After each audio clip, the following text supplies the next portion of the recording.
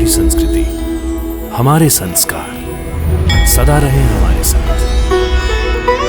भारत के महान ग्रंथों और काव्यों का संपूर्ण संकलन। सब्सक्राइब करें तिलक। कई तरीके की एलईडी लाइट्स आपके घर और ऑफिस के लिए। GR LED lights, make India bright.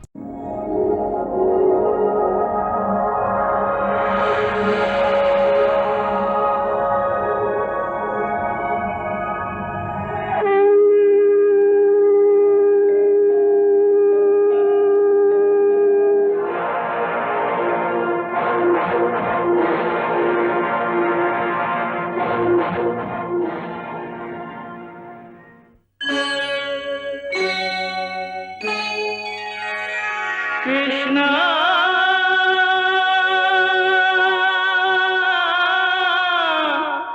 Krishna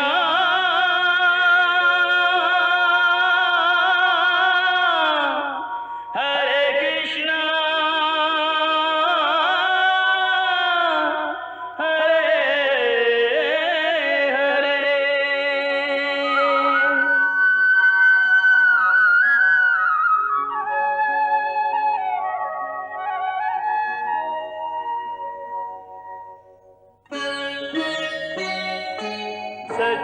सच्चिदानंद रूपाय विश्वोत्पत्त्यादि हेतवे तापत्रय विनाशाय श्रीकृष्णाय वयं नमः।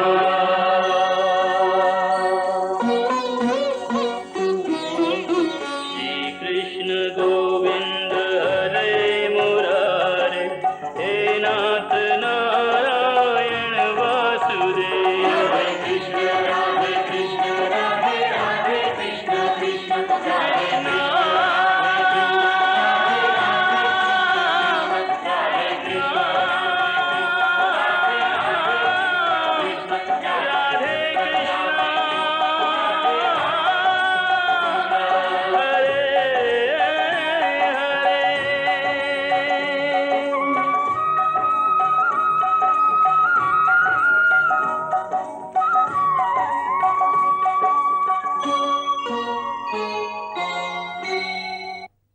जय श्री कृष्ण। जुदाई बड़ी दुखदाई होती है। कृष्ण जब सदा के लिए गोकुल छोड़कर जा रहे थे तो उनका राधा से बिछड़ने का दृश्य अत्यंत भावना प्रधान आंसुओं में डूबा हुआ था।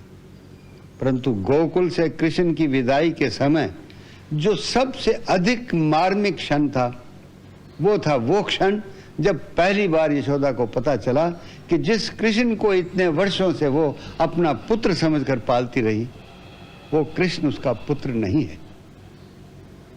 उस दृश्य को देखने और सुनने के लिए पत्थर का कलेजा होना चाहिए। ये उस समय का दृश्य है जब कंस को यह पता चल गया कि देवकी का 8वां बालक जीवित है और वही कृष्ण है जो नंद और यशोदा का पुत्र बनकर गोकुल में रहता है।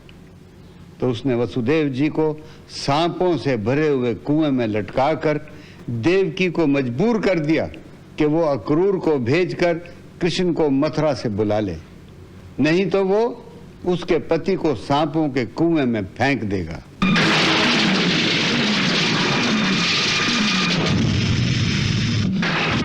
मेरे साथ गिनने तक निर्णय कर लो कि तुम्हें पति चाहिए या पुत्र। 1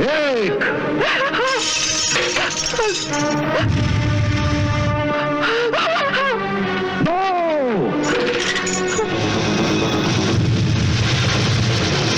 3 इन्हें छोड़ दो। 4 नहीं भैया, इतना अत्याचार मत करो। 5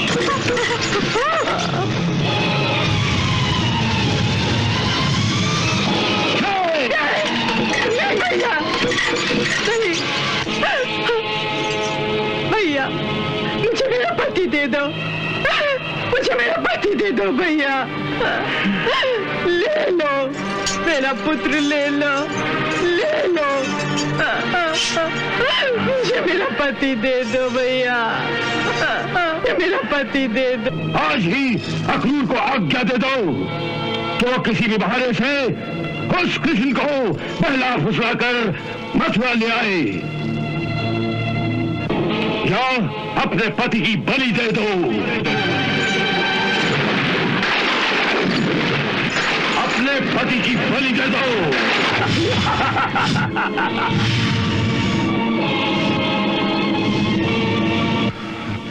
आप नहीं जानती देवी, आप मुझे क्या करने को कह रही हैं? इसका अर्थ आप समझती हैं? हाँ, मैं अच्छी तरह समझती हूँ।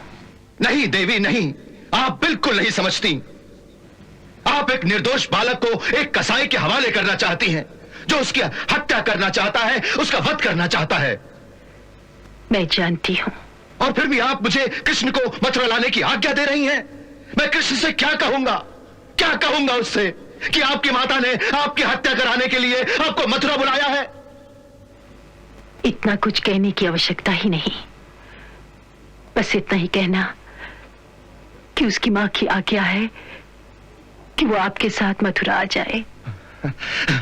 यदि उसने पूछा क्यों, यदि उसने आने से इनकार किया तो? यदि वो मेरा पुत्र है तो ना क्यों पूछेगा, ना इनकार करेगा। बस मां की आज्ञा का पालन करेगा।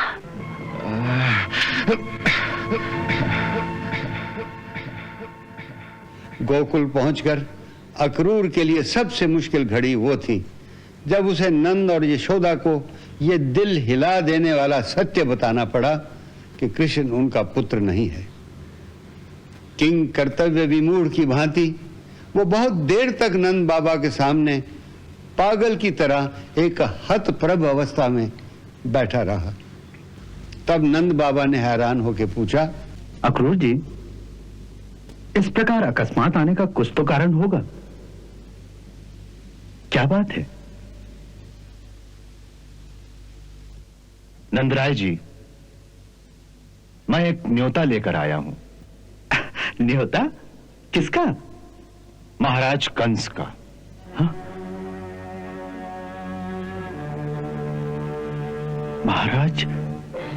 महाराज कंस का?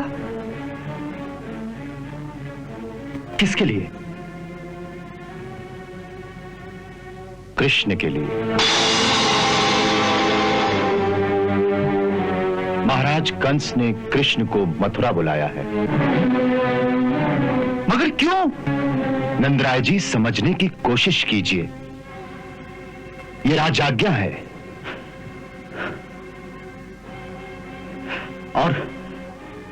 और यदि उसे हम ना भेजे तो राजाज्ञा भंग करने पर राजा के सैनिक भी आ सकते हैं।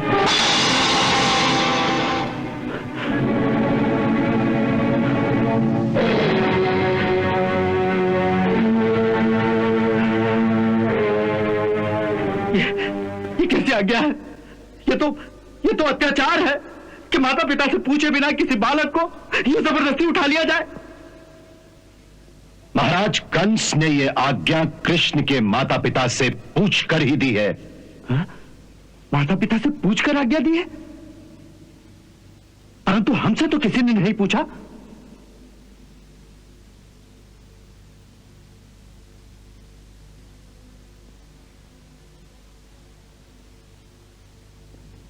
नंदराय जी, कोई सत्य बड़ा भयंकर और दुखदायी होता है। आप पुरुष हैं, कलेजा पत्थर का कर लीजिए और पूरी हिम्मत से इस सत्य को सुनिए। इस सत्य को सुनिए कि कृष्ण आपका पुत्र नहीं है। अक्रूर जी!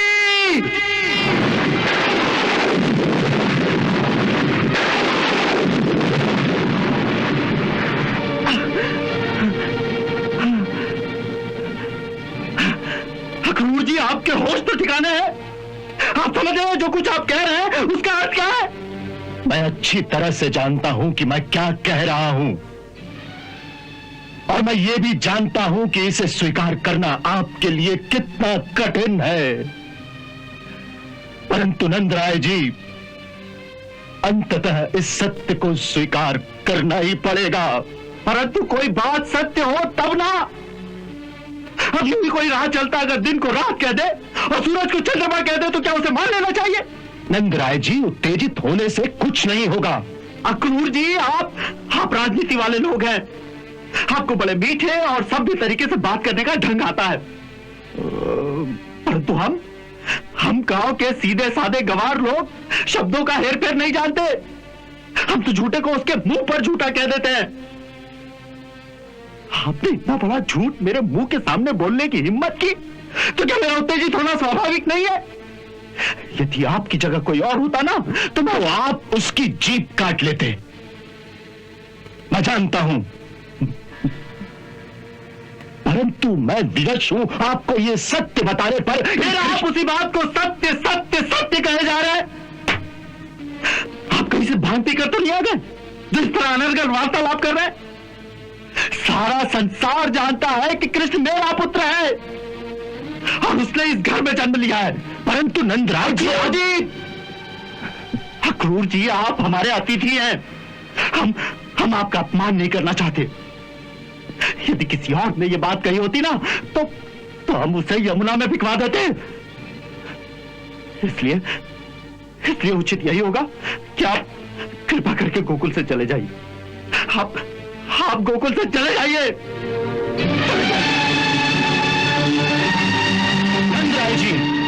नंदराय जी, इससे कुछ लाभ नहीं होगा। आप भी हैं और कुछ नहीं सुनना चाहता मैं। आप कृपा करके गोकुल छोड़कर चले जाइए, चले जाइए। ये आप कैसी बातें कर रहे हैं अक्रूर जी से? क्या बात है? कुछ नहीं, ये बातें तुम्हारे सुनने योग्य नहीं है। सुनिए अक्रूर जी, ये सब क्या है? क्या बात है? कुछ नहीं भाभी, कुछ नहीं। कुछ बात तो जरूर है। भगवान के लिए बताइए, इस घर में क्या हो रहा है? क्या बात है? नहीं भाभी, मुझ में हिम्मत नहीं है आपको ये बात बताने की। आप नंदराय जी से ही पूछ लीजिए। और उसको सुनने से पहले अपना कलेजा पत्थर का कर लेना। अक्रूर जी!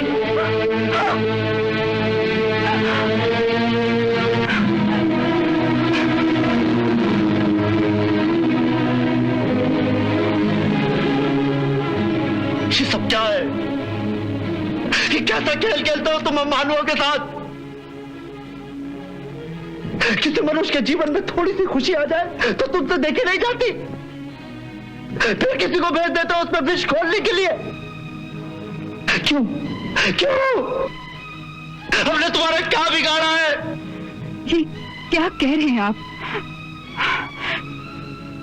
क्या हो गया है आपको? उधर अक्रूर जी से झगड़ कर आ रहे हैं आप, और इधर भगवान जी से झगड़ रहे हैं।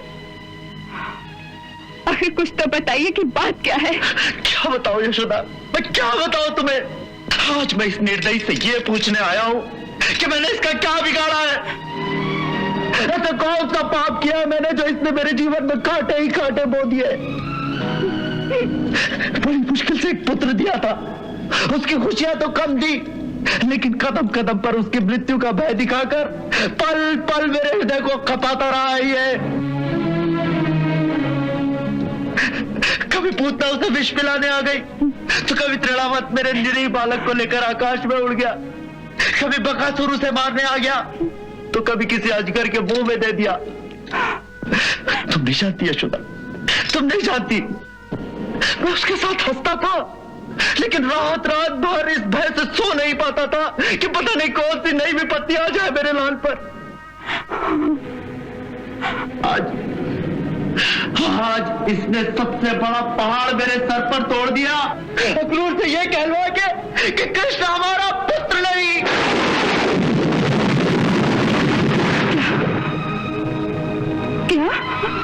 क्या कहा अक्रूर जी ने? उसने कहा कि तू उसकी माता नहीं, मैं उसका पिता नहीं, और वो हमारा पुत्र नहीं।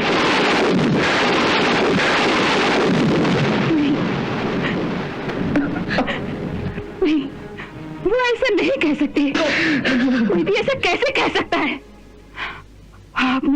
भविष्य सुनने में कोई गलती की होगी। नहीं यशोदा, नहीं, मैंने सुनने में कोई गलती नहीं की। उसने स्पष्ट शब्दों में मुझसे यही कहा कि कृष्ण तुम दोनों का पुत्र नहीं। नहीं, भगवान के लिए ऐसे शब्द मत दोहराइए, मत दोहराइए इस बात को। वो इतना बड़ा झूठ कैसे कह सकते हैं? उसने कहा यशोदा, उसने यही कहा। चलिए मेरे साथ, मैं अभी अक्रूर जी से पूछती हूँ कि उन्होंने इतना बड़ा झूठ बोलने की हिम्मत कैसे की। जाइए मेरे साथ, चलिए।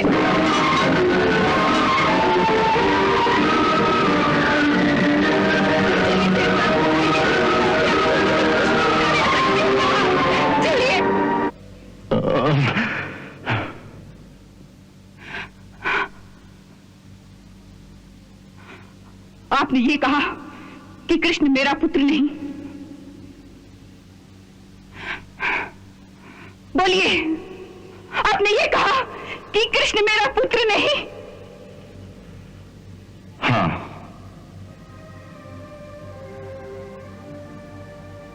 मैंने यही कहा। इतना बड़ा झूठ, इतना बड़ा झूठ बोलने की आपकी हिम्मत कैसे हुई? एक मां के सामने ये कहते हुए कि उसका बेटा उसका अपना बेटा नहीं है, आपकी जीवा नहीं थर्राती, आपकी आत्मा नहीं कांपती। अक्रूर जी, बेटा कोई चांदी का लोटा, सोने का आभूषण नहीं जिसे आप ये कह सके कि मैं किसी और का चुरा रही हूं। बेटा स्त्री के हृदय का एक टुकड़ा होता है, मां के शरीर का एक अंग होता है, वो एक अंग शिशु भगवान का भेजा हुआ एक दिव्य शरीर होता है जिसे मां अपने शरीर में से जन्म देती है। इस सत्य को स्वयं परमात्मा भी नहीं झुठला सकते।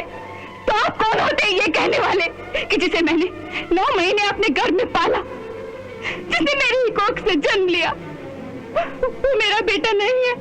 परंतु कृष्ण ने आपकी कोख से जन्म नहीं लिया, इसीलिए वो आपका पुत्र नहीं है। ऐसी बातें करना महापाप है अक्रूर जी, पाप। ऐसी ऊंची बातें करते हुए आपको लज्जा नहीं होती? भाभी, आप मेरी विवशता को क्यों नहीं समझती है? मैं रास्ते भर भगवान से यही प्रार्थना करता आ रहा था कि काश आपको ये सत्य बताने से पहले मेरी मृत्यु हो जाए, मैं मर जाऊं।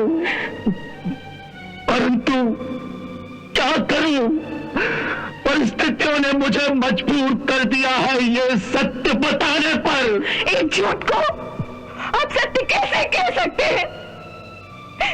सारा संसार जानता है कि इसी घर में मेरे कृष्ण ने मेरी एक कोख से जन्म लिया है।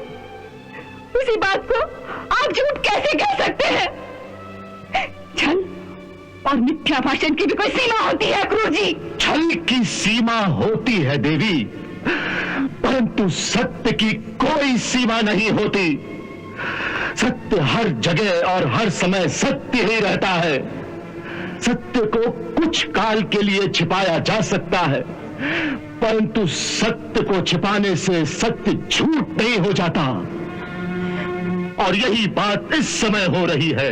हमने इतने वर्षों तक इस सत्य को छिपाए रखा, परंतु आज ये सत्य प्रकट हो चुका है। यही हम सबका दुर्भाग्य है। अक्रूर जी, जो आप कह रहे हैं यदि वो सत्य है तो इसका कोई प्रमाण है आपके पास?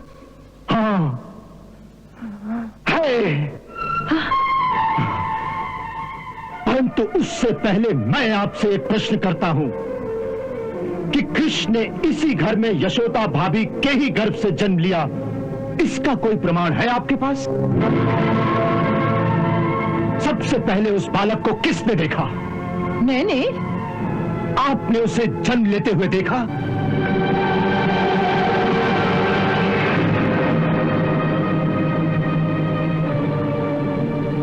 नहीं, मैं जब वहां आई तो बालक का जन्म हो चुका था।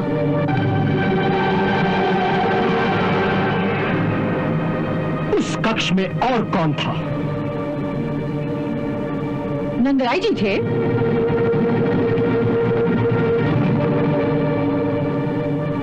आपने उस बालक को जन्म लेते हुए देखा था?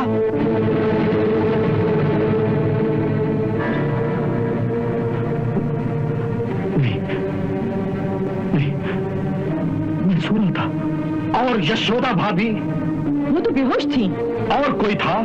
कोई दाई, कोई गांव की औरत? नहीं। इसका अर्थ ये हुआ कि कृष्ण को जन्म लेते हुए किसी ने नहीं देखा। बस कीजिए, भगवान के लिए बस कीजिए। ये कैसी अनर्गल बातें हो रही हैं? किसी ने देखा नहीं तो इसका ये अर्थ तो नहीं कि मैंने बालक को जन्म ही नहीं दिया। मैंने 9 महीने तक एक बच्चे को अपनी कोख में रखा था। आखिर मैंने किसी को तो जन्म दिया होगा ना। अवश्य जन्म दिया भाभी, अवश्य जन्म दिया, परंतु आपने जिसे जन्म दिया वो एक कन्या थी, जिसके बारे में यह प्रसिद्ध है कि जब कंस ने उसे देवकी की संतान समझकर पत्थर पर पटकने की कोशिश की तो उसने अष्टभुजा देवी का रूप धर लिया था।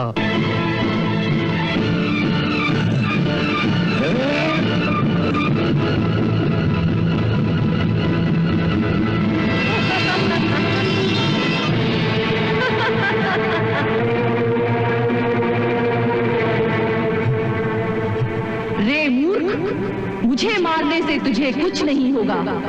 तुझे मारने वाला तो कोई और है, और वो इस धरती पर जन्म भी ले चुका है। ये कहानी सत्य हो सकती है, लेकिन इससे यह सिद्ध नहीं होता कि वो कन्या मेरी ही पुत्री थी। अगर वो मेरी पुत्री थी तो वो कारागार में कैसे पहुंची? अवश्य वो देवकी की ही पुत्री थी। नहीं भाभी, नहीं, वो देवकी की नहीं, आपकी पुत्री थी। अगर मेरी पुत्री एक कन्या थी तो फिर मेरा कृष्ण किसका पुत्र है? किसका? देवकी और वसुदेव का। अगर वो देवकी का पुत्र है तो मेरे घर में कैसे आया?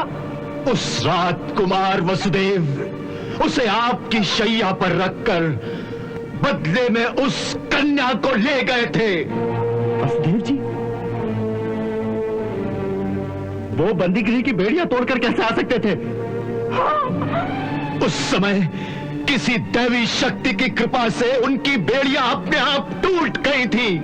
इस काल्पनिक कहानी पर हम कैसे विश्वास कर लें? इस बात पर उसी तरह विश्वास कर लीजिए नंदराय जी, जिस तरह हमने उस बात पर विश्वास कर लिया था जब महामाया ने देवी देवकी के गर्भ का संकर्षण करके रोहिणी के गर्भ में बलराम जी को स्थापित कर दिया था।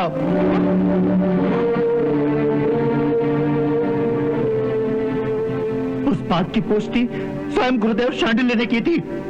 उन्होंने कहा था कि जो कुछ देवी ने स्वप्न में यशोदा को कहा है वो सब सच है। गुरुदेव शांडिल्य कभी झूठ नहीं बोल सकते थे। तो इस बात को भी सत्य मानिए, क्योंकि ये बात स्वयं उन्होंने मुझे बताई है, जो कभी झूठ नहीं बोलते। कौन? कुमार वसुदेव।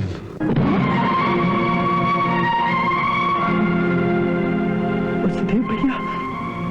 हाँ, वसुदेव भैया, ऐसा नहीं कह सकते, नहीं कह सकते हो, नहीं। हाँ भाभी, ये बात स्वयं उन्होंने ही स्वीकार की थी। स्वयं मैं भी ये बात कई बरसों से जानता था और कई बार आपको बताना भी चाहता था कि कृष्ण के साथ इतना मोह मत बढ़ाइए, मोह मत बढ़ाइए भाभी। परंतु कुमार वसुदेव जी ने हर बार मना कर दिया मुझे। इतने बरसों तक चुप रहे, फिर आज ही मुझ पर ये छुरी चलाने क्यों आए आप? क्यों? मेरा दुर्भाग्य, मेरी विवशता भाभी। कैसी विवशता? देवकी भाभी की आज्ञा। आप नहीं समझ सकेंगी कि इस आज्ञा का पालन करते हुए मेरे दिल पर कितनी छुरियां चल रही हैं। देवकी भाभी की इस एक आज्ञा ने हमारी जीती हुई बाजी हरा दी।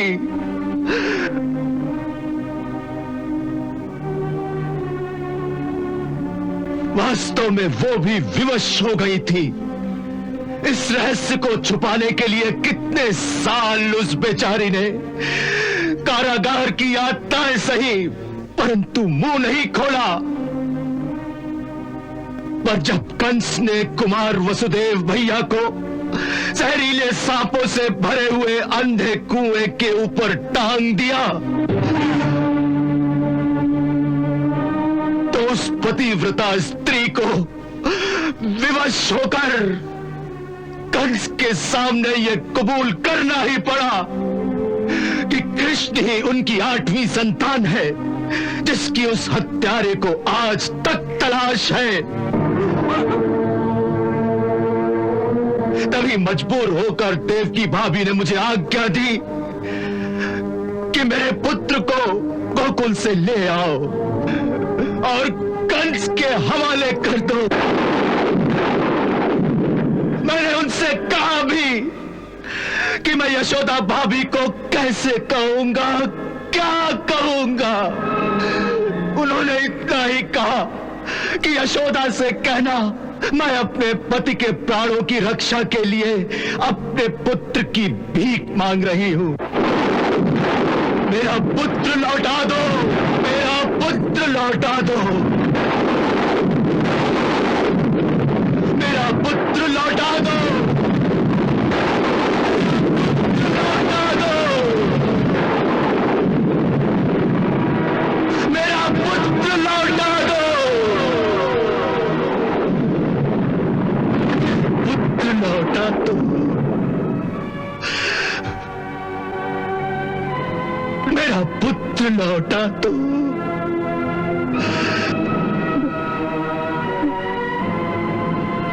यशोदा, यशोदा, यशोदा, यशोदा, यशोदा, यशोदा, यशोदा, यशोदा, यशोदा,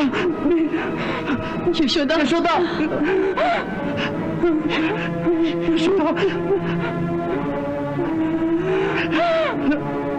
यशोदा, यशोदा, यशोदा, यशोदा, यशोदा।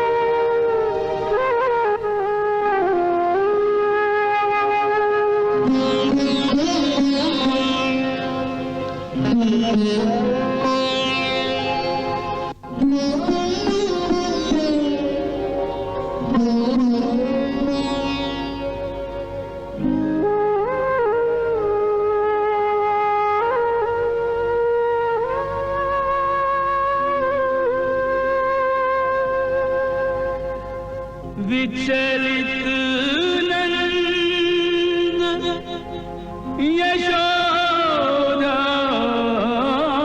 जागे,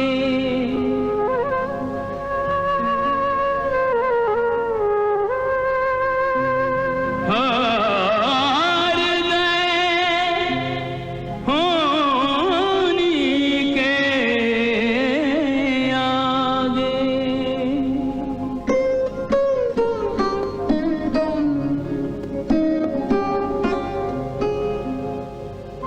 पल में सब कुछ हुआ रे पराया, पल में सब कुछ हुआ रे पराया। ममता हाथ मले मानव अपने सपन संजोए, विधि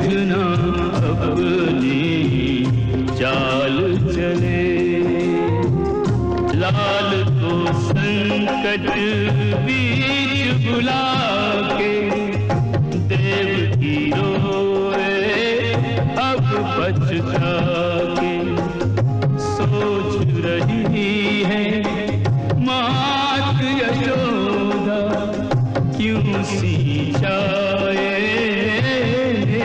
का पौधा। एक आशंका से कांपे तो एक आशंका से कांपे एक मैया विरह जले। मानव अपने सपन संजोए विधना अपनी चाल चले।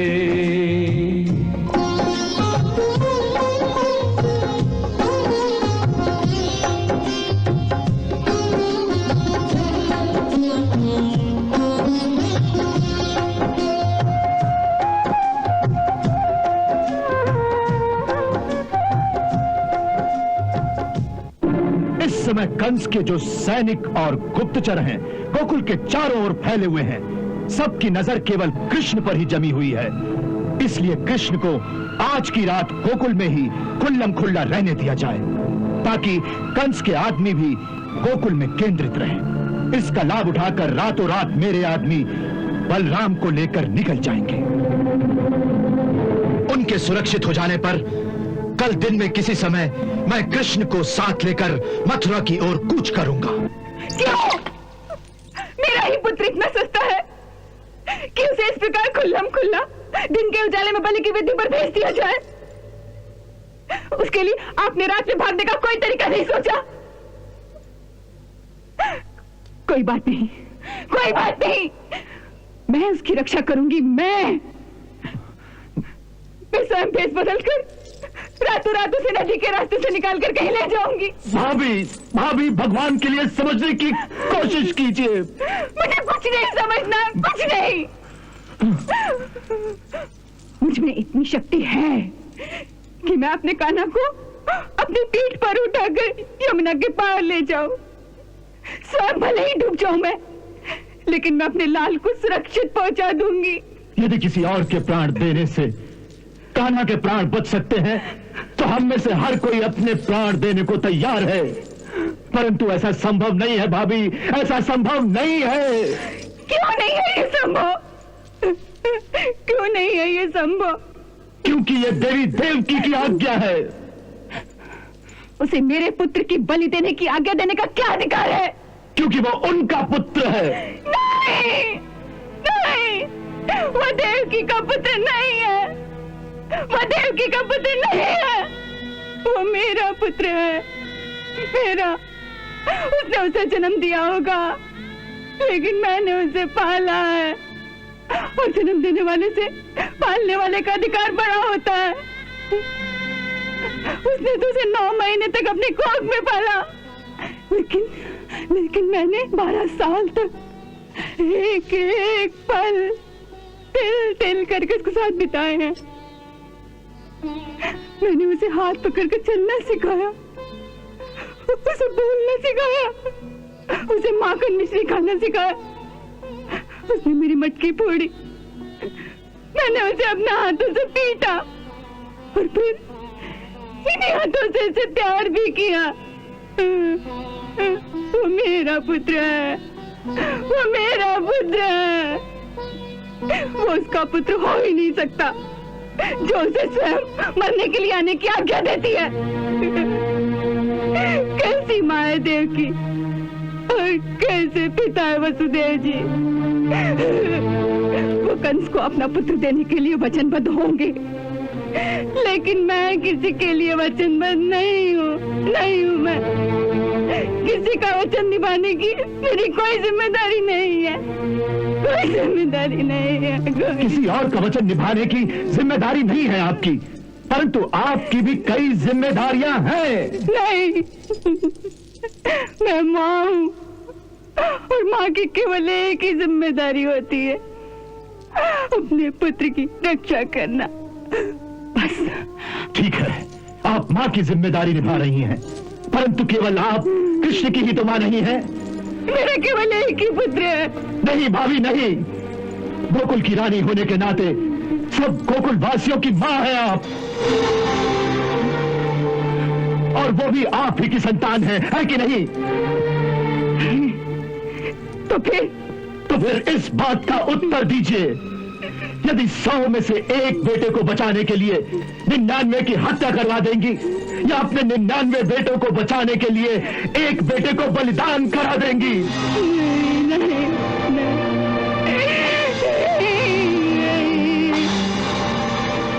भाभी, नीति कहती है कि संकट के समय में यदि एक कुल को बचाने के लिए एक प्राणी का, या एक गांव को बचाने के लिए एक कुल का, अथवा एक देश को बचाने के लिए एक गांव का बलिदान देना पड़े, तो उस समय वही धर्म हो जाता है। आज वैसा ही समय है। इस समय यदि हमने भावना के आवेश में आकर कोई भी उल्टी सीधी चाल चलने की भूल की, तो उसका परिणाम क्या हो सकता है ये नंदराय जी अच्छी तरह समझ सकते हैं। भाभी, उस पहाड़ी पर चढ़कर देखिए कि कंस के सैनिकों ने कैसे दूर दूर तक गोकुल को घेर रखा है।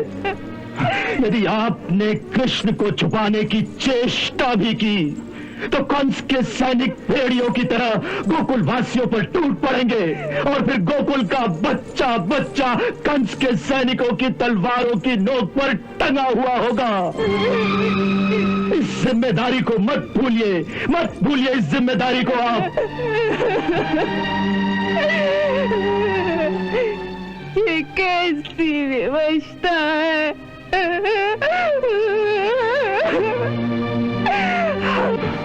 गुप्तचर घूम रहे होंगे, इसलिए आज का दिन बड़े सहज ढंग से बिताना होगा। ऐसा लगे कि घर में कृष्ण के प्रस्थान की तैयारियां हो रही हैं, और लोगों को यह कहना कि कृष्ण मथुरा में उत्सव देखने अक्रूर के साथ जा रहा है। उन दोनों बालकों को असल बात का पता नहीं चलना चाहिए, कहीं बचपने में भड़क न उठे वो। कैसा कलीजा है आपका? कैसा? ऐसी बातें करते हुए ना ही आपकी जीवा तर्राती है, और ना ही आंखों में आंसू आते हैं। मेरे लिए जो घृणा इस समय आपके मन में है भाभी, वो स्वाभाविक है, परंतु आंसुओं से योजनाएं सफल नहीं होती। योजनाओं की सफलता के लिए धैर्य की आवश्यकता होती है भाभी, धैर्य की आवश्यकता। जिसके बच्चे को स्वयं मौत के मुंह में डाले जा रहे हो, वो धैर्य कैसे रखे वो धैर्य? क्या राजभक्त अक्रूर से आपने यही आशा की है? यही आशा की है कि वो अपने राजकुमार कृष्ण को स्वयं अपने हाथों से मौत के मुंह में डाल देगा, उसे कंस के हवाले कर देगा कि लो भैया लो, इसकी हत्या कर दो?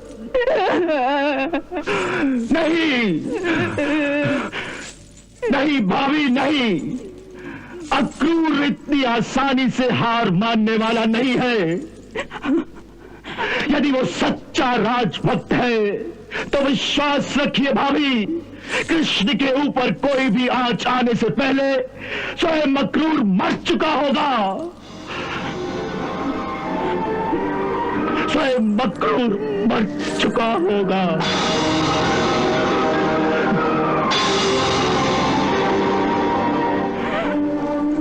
अभी जो हमने कहा वो हमारी योजना का आधा ही हिस्सा है, बलराम को बचाना, और योजना का बाकी आधा हिस्सा है कृष्ण को बचाना। कृष्ण को बचाना।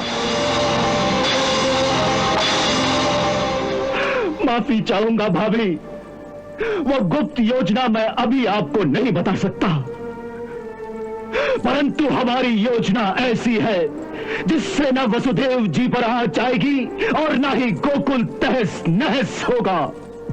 फिर भी हमारा कृष्ण उस सालिम कंस के हाथों से बच निकलेगा, बच निकलेगा।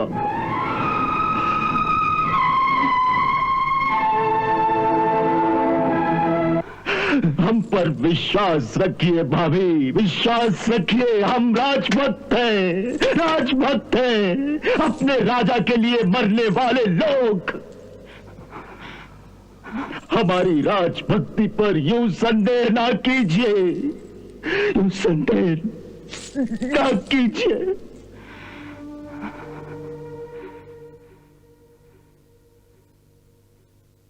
मैया, ए मैया, मैया तू क्यों इतनी चिंता कर रही है? तेरे कान्हा को कुछ नहीं होगा। तनिक सोचो मैया, यदि तेरा कान्हा कालिया नाग को परास्त कर सकता है, गोवर्धन पर्वत को उठाकर स्वयं इंद्र के कोप से गोकुल की रक्षा कर सकता है, तो ये कंस उसका क्या बिगाड़ लेगा मैया? इसीलिए तो तुझे कहती थी कि ऐसे चमत्कार मत किया कर, मत किया कर, तुझे किसी की नजर लग जाएगी।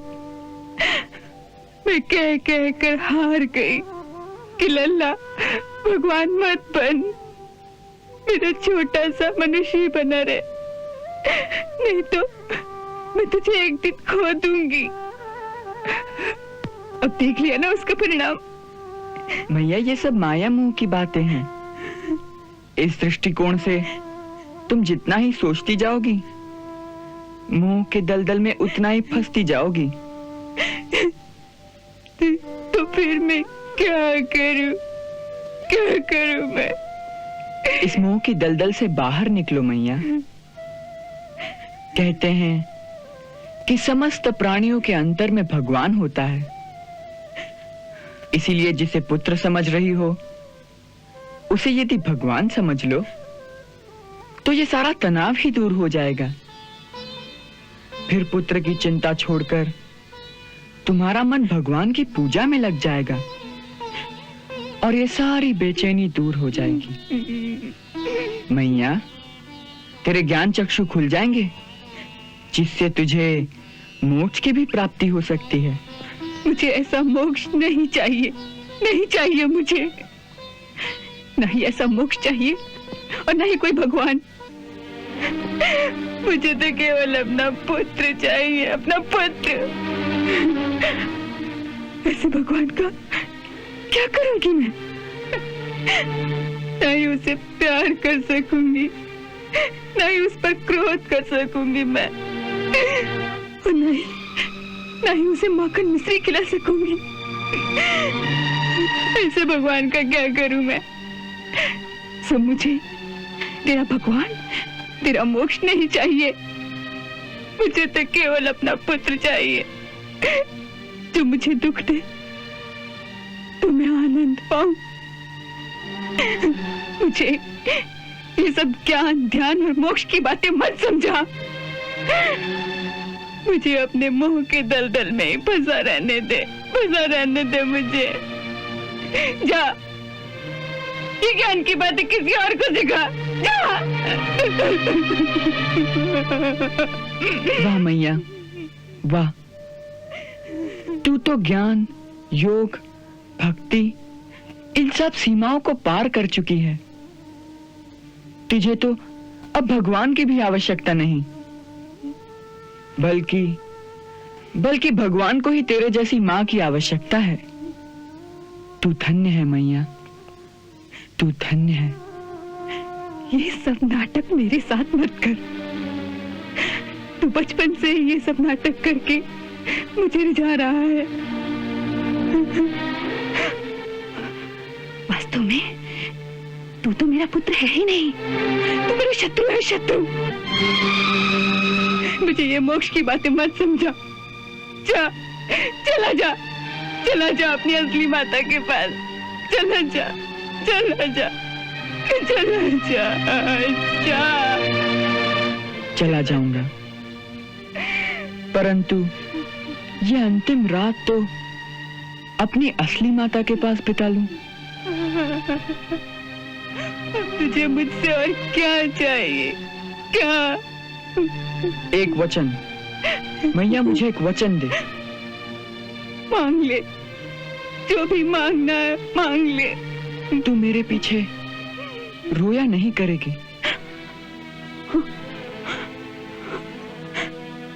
नहीं, मैं ऐसा वचन नहीं दे सकती, नहीं दे सकती। मैं बिछड़ने की पीड़ा नहीं सही गई तो रोना नहीं मैया, गुस्सा करना, क्रोध करना उस निर्मोही पर जिसे तेरी कोई चिंता नहीं, जो तुझे छोड़कर चला गया। हाँ हाँ, मन ही मन मारना मुझे, लेकिन तू रोना नहीं मैया, तू रोना नहीं।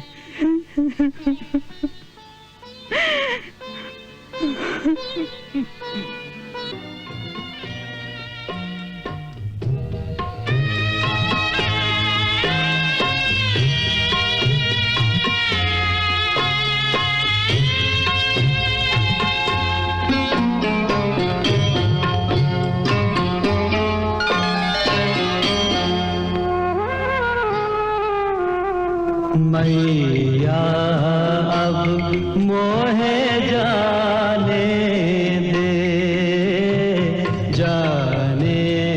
दे मोहे मथुरा जाना। प्यार दुलार से पालने वाली अपने लाल को मत बिसराना, मत बिसराना।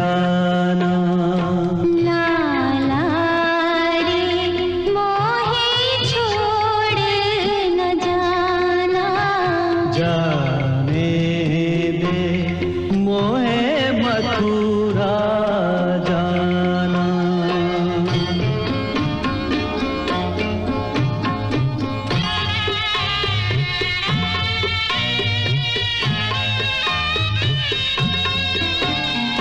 मेरे सब अपराध मैया हंस के क्षमा सदा तूने किए हैं।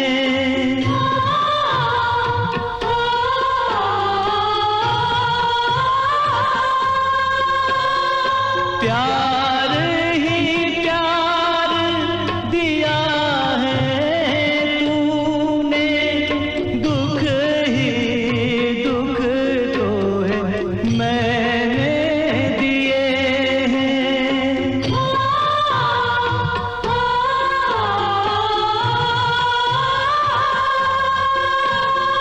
बाबा तुम बट वृक्ष की छैया, जिसके तले मैंने पाया ठिकाना, पाया ठिकाना।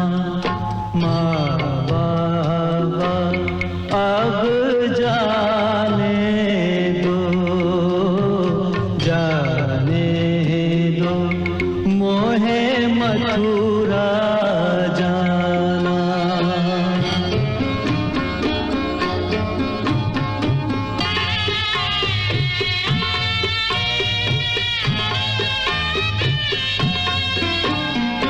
हर आंगन मेरी एक माँ है, सबके संग है जन्मों के नाते।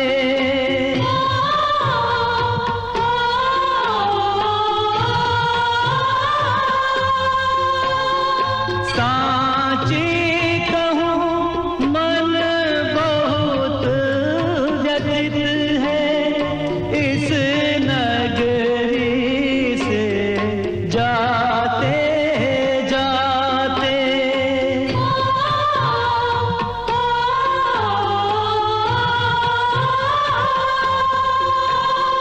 मिलना बिछड़ना संजोग की बातें, पर नहीं टूटेगा नेह पुराना।